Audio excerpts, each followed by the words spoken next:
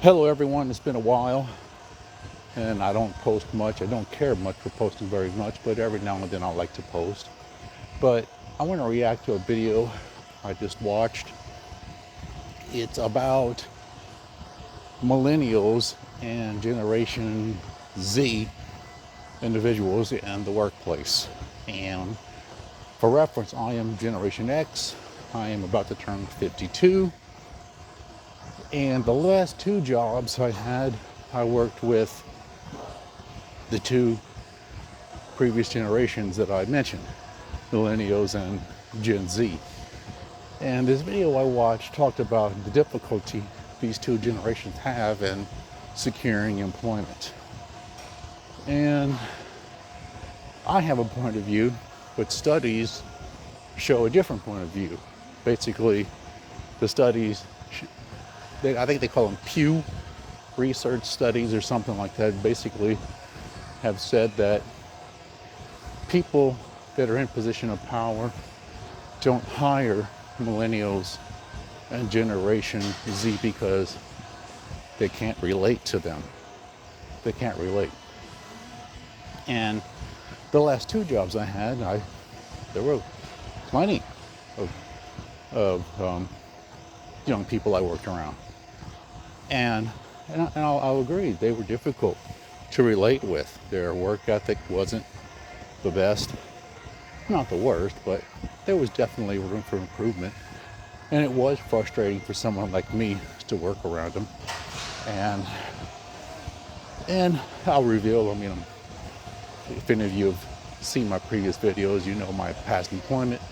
And my most recent job was working at a hospital, and then prior to that, when I got diagnosed with kidney disease, I was a sheriff's deputy at my local county sheriff's department. And I worked inside the facility. In simple terms, I babysat the detainees, the prisoners. And so my frustration stemmed from nothing, in my opinion, that had to do about generation or age. It was just plain laziness. And basically, everywhere you walk within the sheriff's department, there's a computer. And there were things that needed to be done, but everyone was on a computer, on Netflix, or shopping, or chatting with someone, because inside the sheriff's department, cell phones are not allowed. But nonetheless, people would sneak in their cell phone and play on it. And most importantly, they didn't want anyone taking pictures of detainees or inmates, prisoners, whatever you want to call them, and posting them online, because that can lead to serious privacy issues. And they don't want an inmate to manipulate the staff into letting them use their cell phone, because people who are locked up, they're very, very manipulative, and young people can easily be manipulated. I've noticed that. And but at the hospital, they just didn't care. In the hospital, there are rules regarding privacy. They call them HIPAA laws, where patient information is considered highly sensitive information, and people were just lazy about it. And you couldn't just leave it out for anyone to see. And there was a very important rule that, after you're finished with the patient's information, drop it in the paper shredder. But people would just leave it out. Yeah. And that's just a minor example, but to me, laziness, they want to tie to a generation. Laziness is laziness. My dad is a boomer. He's lazy. Jesus. And I'm Gen X. I've seen many people in my generation freaking lazy. So every generation has lazy bones. And now perhaps Gen X or the millennials and Gen Z, perhaps they've gotten lazier. I can see that. And but I had no problem relating with them because I was never personal friends with any of them. I worked alongside them. And my conversations with them were never really that personal. We were just coworkers. But a lot of laziness is what I see. And reputations are earned. They're earned. They're not assigned. And the millennials, the Generation Z, they seem to have earned the reputation of being lazy. It's nothing to do with about relating or not relating. It's just they have the reputation of being lazy. And that's what I experienced, laziness. And I go to work, I'm not trying to be friends with anyone. I'm just trying to get things done together. And I remember when I worked, when you're law enforcement, you're a government employee. And I've had many of them ask me, Patterson, why do you work so hard? We all get paid the same. And I thought that was the craziest question to even ask me. Or to ask anyone. I'm like, why I work so hard? Because things need to be done. And I have to compensate for people who don't do their job. And when I worked for the sheriff department, no one would call them out. I would confront the sergeants just face to face, like, hey, why aren't you telling these people to do their job? Oh, Pat, I can't, my hands are tied. What do you mean you're tied? Just go there and tell them to do their job. And so, I don't know, perhaps if I was a sergeant, which I would have easily, it's not hard to promote people in law enforcement. They're not geniuses. And they're really not. They're not smart at all. And so I would have promoted. So I guess had I been that position, perhaps I would have learned, and don't speak too aggressively to the young ones. They're sensitive. And I don't know. So, but yeah, their work ethic. I mean, like I said, to get back to what I said earlier, reputations are earned. You put a picture of a black guy and a white guy on a wall and ask a person which one is smarter. More people are going to say the white guy. Which one is physically stronger? More people are going to say the black guy. Okay, that's reputation. Okay, that wasn't assigned, it was earned. Okay, another example, a picture of an American, a picture of an Asian. Who's the better mathematician? Majority of people are going to pick the Asian. Okay, that's reputation. That's earned. And so that's just the way it is. It's not a bad thing. It's just nature. And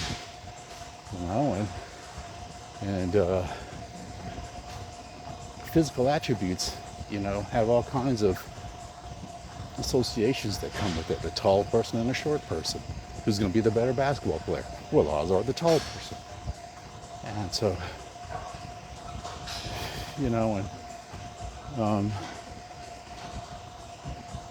the last 3 jobs I applied for, I got them on the spot. Pardon.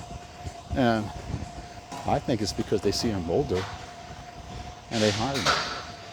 That's it. They just hire me. Like, my God. I mean, look at me. I got gray hair and my eyes. I got bags under my eyes. They see I'm older, even though I look tired, but they still assume that I'm a harder worker. And which is kind of sad, and the person who's older and looks tired is considered the harder worker. And millennials, Gen Zs, they should be embarrassed, but they're not. And I remember at the sheriff department, people would high-five each other. 12 hours, nothing. Yeah, free money. And I'm thinking, what in the world? And so, and I remember when I was a kid, my dad used to call me lazy. He said, you kids, you have it so easy. You don't know what it was like in my day. And my grandpa probably did the same thing that my dad did. You know, I, I was born in a house, you were born in a hospital, you don't realize how good you have it. So, but I'm kind of a little bit different because I think people younger than me have it more difficult because cost of living is so freaking expensive. And right now, if my own home was for sale, I couldn't even afford it. And when I was 18, I worked at a gas station. I had my own apartment. Those days don't exist anymore. And so I do think young people do have it more difficult. And the video did say that millennials, Gen Z, they have more college degrees than any generation in history. And that's because college was just it was kind of like a psyop, you know. Because I remember when I was a kid, everyone said, oh, if you don't go to college, you're going to live under a bridge, you're going to be a bum.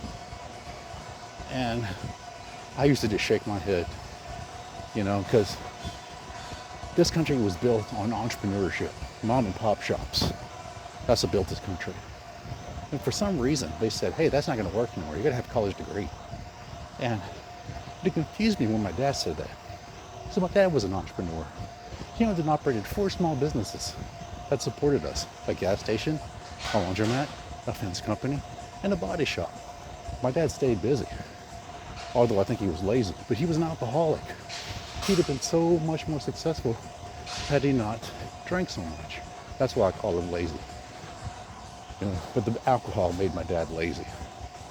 Take away the alcohol, the weed, he'd be hell on wheels when it comes to working. But the alcohol just made him, it made him a bum. But regardless, I saw the entrepreneurship. I thought the little effort that he put in, that it supported us. A laundromat is like, it just runs itself. You don't do anything. You go in once a day, clean up the place, take the quarters out of the washers and dryers, the vending machines. The gas station, only one person. It was across the street from my house. I ran the damn thing mostly. And I was nothing. And the body shop, that's what my dad truly likes. He likes working on these old junk ass cars. And the fence company, you know, that's easy. Putting up a fence for someone. Someone wants a fence, we go out there and give them an estimate, put it up, easy. And so that's what I saw. I saw the entrepreneurship. And that's why I started my own business at such a young age. You know? And all throughout my 20s, I was self-employed. And I'm a self-employed private investigator. And at the age of 33, I decided to move to Thailand. I walked away from my business. Had I maintained my business? Oh my God.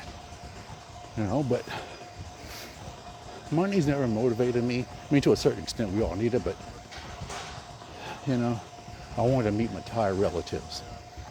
And that superseded any money, any business that I could build. And so I just walked away from it. I just walked away. And I had a little rental house, a second home that I rented out. And I told her to take care of my home. 4 years later, she sends me a message, hey, are you going to stay in Thailand? Can I buy your home? I said yes. Did the transaction through the mail. Boom. So she bought both of those little houses, my little rental house and my house. And so I didn't think I'd ever come back to America. I really didn't. 7 years in Thailand, greatest time of my life. Greatest time of my life. And game changer, life changer. And then, to get back to the whole millennials thing, man, the Gen Zers, you know, they gotta, I hate to say pull yourself up by the bootstraps, man, but my God, you know, I have to call it. They earned their reputation. They're lazy. They don't want to work. They just want to play on their phone. And this phone is so addictive. And so why does no one want to hire them? The reputation they earned. They earned the reputation of being lazy, of complaining. And you got to be tough. You know, either start your own business and which is what I'd recommend, and or work for a corporation or some business. Maybe you can get lucky and find a good job at a small business. And but entrepreneurship, in my opinion, that's the way to go. If you're young, you have the energy, learn a skill, and start your own business. And the internet is the greatest tool ever made. There's so many ideas. I mean, if you have a pickup truck, there's your first tool to start a business. And I know a guy who cleans windows, makes $100,000 a year cleaning windows, and I can't stand people who say 100,000 isn't enough. It is, but they say it's not enough because it's not enough to buy all the material junk they want. That's why they say it's not enough, but it's enough for food, clothing, shelter, and a comfortable life. But they see all the wealthy people showing off, and they want to show off. I mean, there are people who earn $500,000 a year, but they can't keep up with the people earning $2 million a year. So in their mind, they think they're broke. And so quit looking at other people and just focus on yourself, but I don't know where the hell I'm at on this conversation. I'm just on a treadmill getting not 5 miles in. And anyways, I think it's about time for me to close out this rant. And that's it. I'm done. Bye.